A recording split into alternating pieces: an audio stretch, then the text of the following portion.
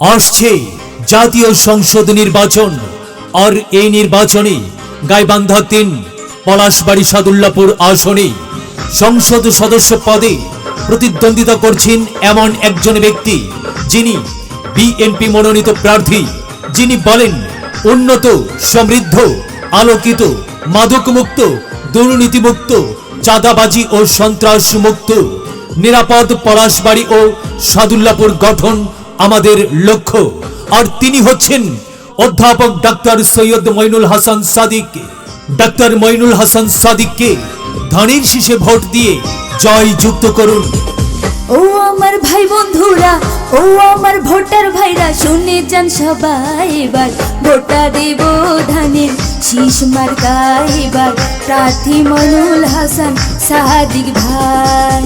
ও আমার ভাই বন্ধুরা, ও আমার ভোটার ভাইরা, শুনে যান সবাই, এবার ভোটটা দেব ধানের শীষ মার্কায়, এবার প্রার্থী মঈনুল হাসান সাদিক ভাই।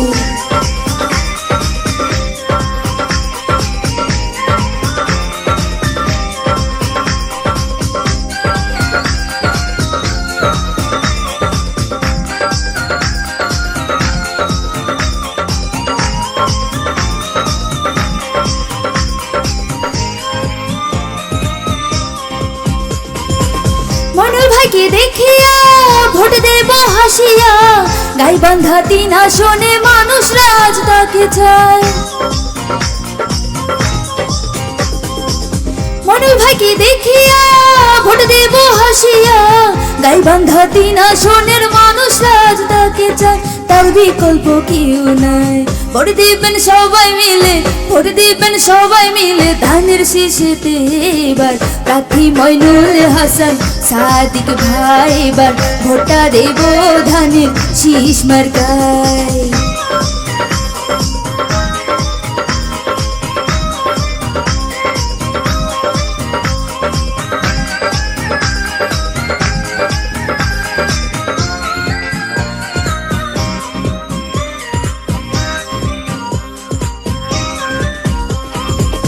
গাইবান্ধা ৩ আসনের মানুষ রাজ তাই কয়, মনুল ভাইয়ের সাথে আছে, নাই তো তার কোনো ভয়।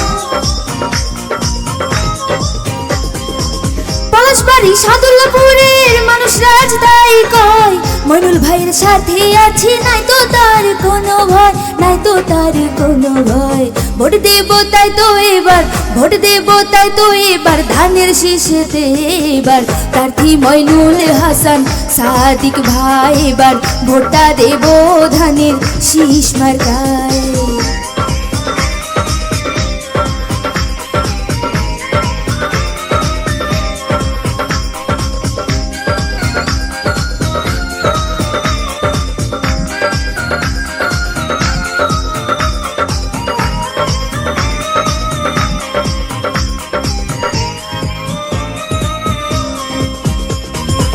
মনুল ভাই যোগ্য লোক, জয়ের মালা তারি হোক, গাইবান্ধা ৩ আসনের এমপি পদে তাকে চাই।